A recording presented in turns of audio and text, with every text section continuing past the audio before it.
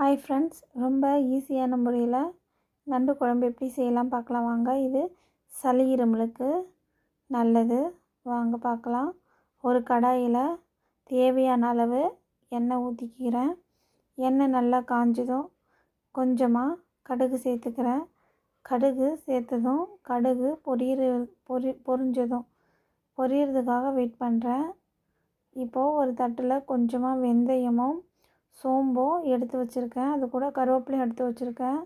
கடுகு நல்லா பொரியறதுக்காக வெயிட் பண்ணுறேன். பாருங்கள், கடுகு பொரியுது. இப்போ இந்த சோம்பு வெந்தயம்லாம் சேர்த்துட்டேன்.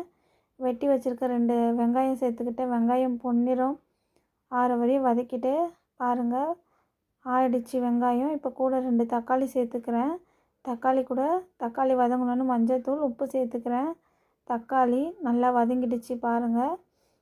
நல்லா வதங்கினதும் இப்போ இஞ்சி பூண்டு பேஸ்ட்டு சேர்த்துக்கினேன். இஞ்சி பூண்டு பேஸ்ட்டு பச்சை வாசனை போனதுக்கப்புறம் வீட்டில் அரைச்சி வச்ச குழம்பு மிளகாத்தூள் 2 ஸ்பூன் சேர்த்துக்கினேன்.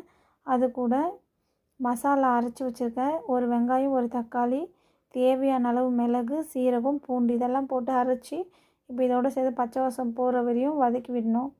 அதுக்கப்புறமா க்ளீன் பண்ணி வச்சுருக்கிற நண்டை இதை கூட சேர்க்க போகிறேன். பாருங்கள், ஒவ்வொன்றா எடுத்து சேர்க்குறேன். அப்போ தான் மசாலா இதில் இறங்கும். நல்லா எல்லா நண்டும் இதில் போட்டுட்டு ஒரு கிளறி விடணும். கிளறி விட்டு மசாலா ஃபுல்லாக உள்ளே இறங்கும். கொஞ்சமாக உப்பு சேர்த்துக்கிட்டேன். உப்பு கம்மியாக இருக்குன்னு.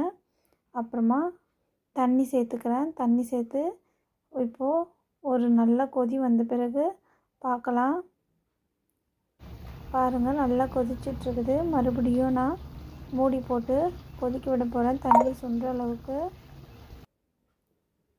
இப்போ பாருங்கள், தட்டு திறந்தோடனே நல்லா கிரேவியாக இருந்துச்சு. மசாலாலாம் அந்த நண்டில் நல்லா இறங்கிடுச்சு.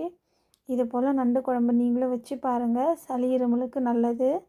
பாருங்கள்.